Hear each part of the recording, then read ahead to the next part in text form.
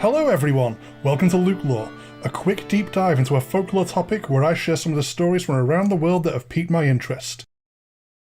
I thought I'd have a little fun with this one using one of my favourite horror tropes today, and I'll be talking the living dead, zombies. This time out, since I can see me coming back for regional variations from all corners of the world on this one, this episode will be going pretty broad, looking at pop culture benchmarks and where these archetypes came from. So let us venture forth with a field guide to zombies. Actual zombies.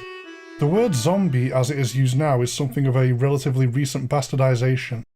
As with most things in wider storytelling, there is older folklore that's something of a foundational basis, even though zombies as we know them now are pretty different. A zombie, originally, was someone enslaved via some form of magic, often some form of voodoo. Typically by causing a chosen victim to rise from the grave, and their master taking control of the living dead. Something of a fate worse than death that a practitioner of certain magic can use. It's not often that you can find these original types of zombies in cinema, although they're out there and they did come first. White Zombie from 1932 has a good nearly 4 decades on George Romero, and there are the occasional revivals of the idea such as when Wes Craven made The Serpent and the Rainbow in the 80s. Given the topics of slavery and the appropriation of actual beliefs, these verge on pretty controversial territory, but tend to have enough value and introspection they haven't caused too much trouble yet. How likely these zombies are to occur in real life starts to tread on faith and spirituality, but there are some interesting theories out there. There's been a lot of speculation that the stories of these zombies come from the deceptively simple technique of actually making someone into a zombie servant, thanks to a chemical cocktail. One suspected ingredient being tetrodotoxin from a pufferfish. In the right quantity with other ingredients in the mix, the theory goes that people put into a state so close to death, families begin funeral preparations. The zombie master then recovers the near corpse and gives them enough of a treatment to make them mobile again, the neurotoxin destroying the personality of the victim but leaving them mobile and able to carry out simple tasks. Living death doesn't necessarily mean dying all the way first and then coming back. While there are some more visceral entries to come on this episode, there's a special terror to a traditional zombie.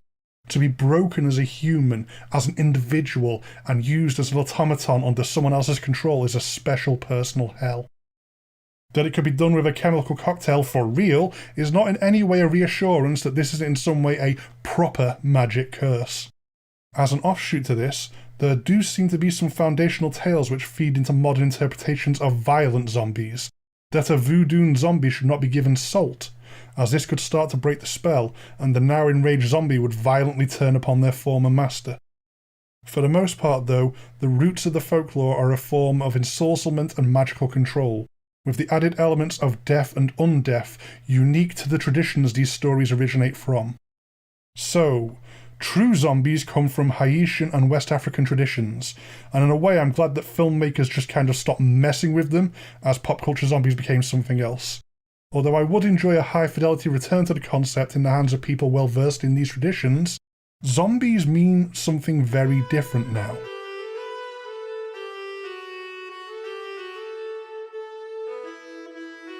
Flesh-eating ghouls. Here's where we get modern zombies as the zeitgeist understands them, starting with the breakout success of George Romero's 1968 Night of the Living Dead. This is what horror purists mean when they say zombie, or anyone says anything else is a zombie and a semantics argument breaks out with said purist. A reanimated corpse, their top speed being a hungry shamble, easy to outrun but dangerous in large numbers and each one individually relentless. To be bit by a zombie is to inevitably become a zombie yourself. Should the living dead get too close, your choices become either be eaten alive, or fleeing, infected, to inevitably become another one of their number. The best zombie movies out there focusing on social commentary using the shambling hordes as a parable for something else. Except they were never supposed to be zombies. In the original Night of the Living Dead, they were never referred to as zombies.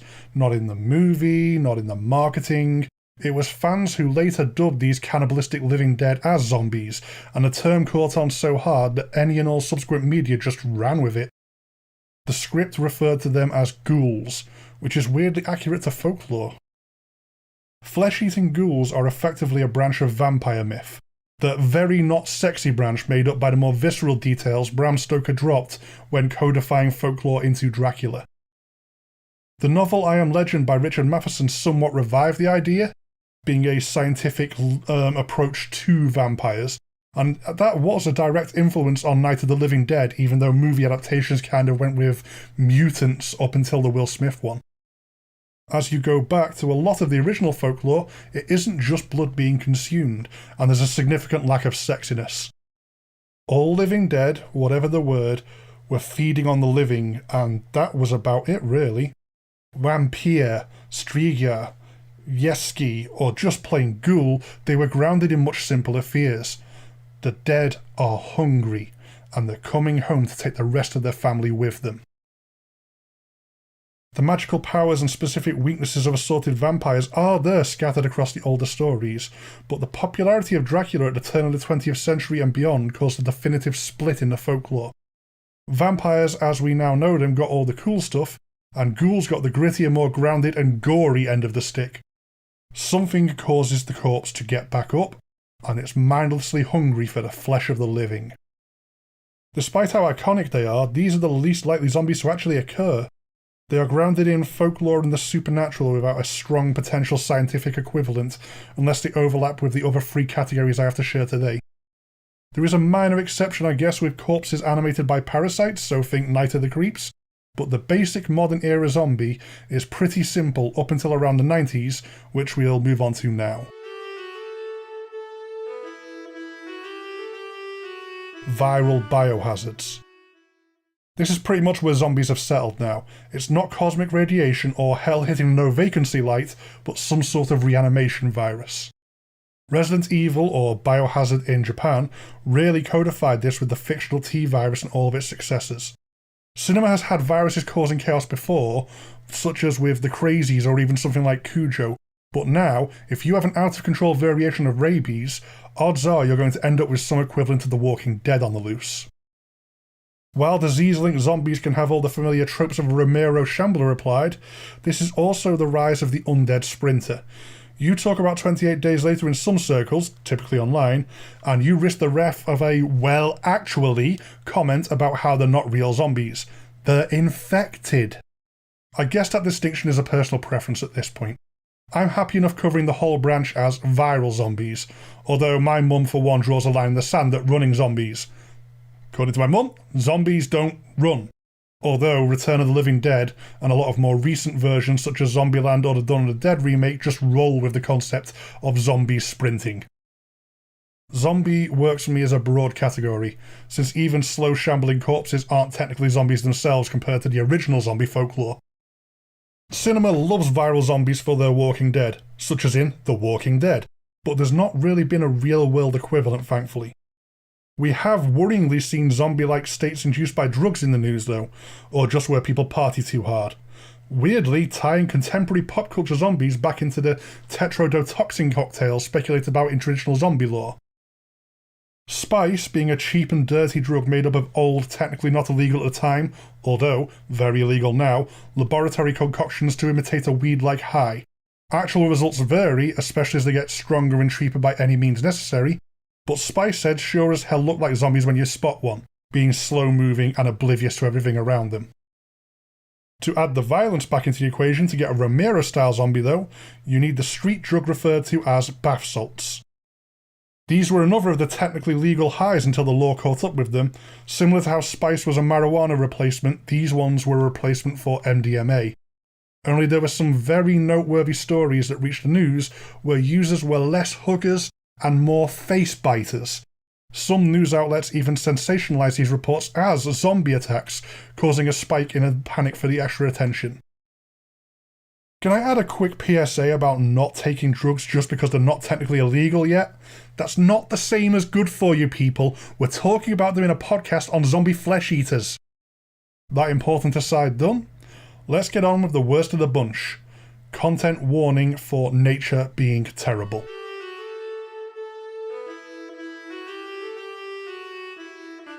The new growth.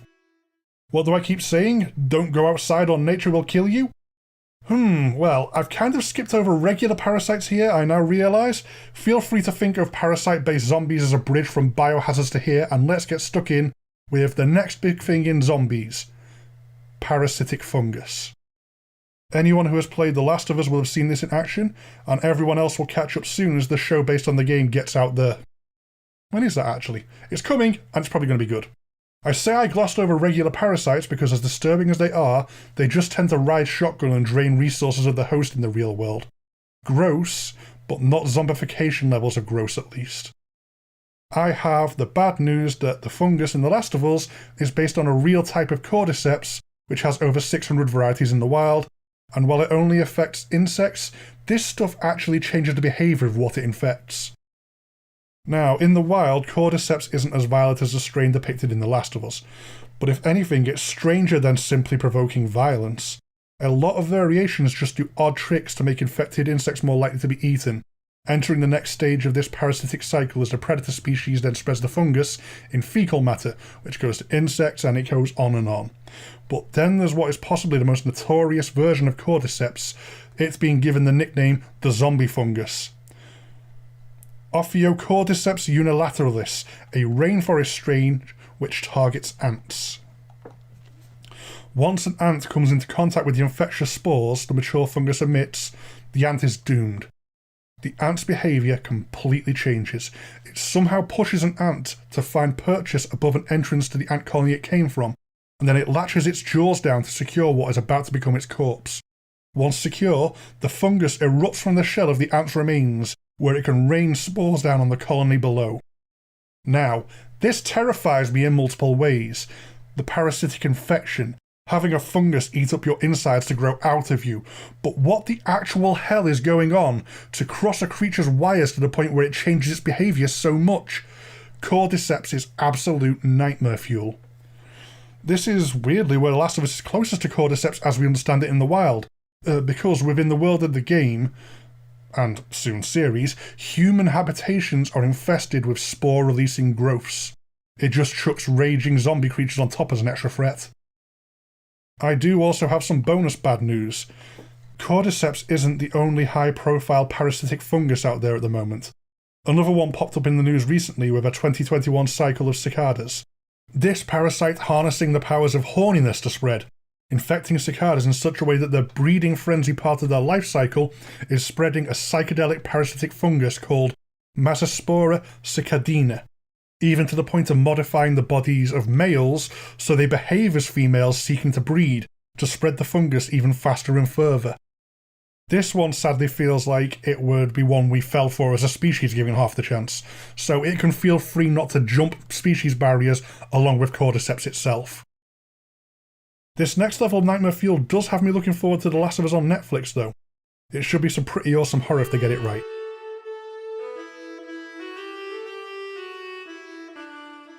That's all for this episode. I hope everyone managed to bear with me through this one without getting too freaked out. The fungus especially is pretty disturbing, and this kind of turned into an entire episode about how zombies could really happen. To any listeners out there, I am most definitely looking for Living Dead leads. Let's get together a truly weird and fun episode on specific regional variations.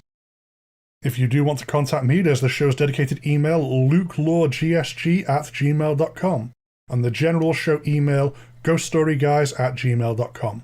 Both myself and the main show are really easy to find on Facebook and Twitter if you want to make day-to-day contact, as well as there being a very active Instagram account a lot of the community gets involved with, and the baby LukeLore Instagram which has some folklore stuff on.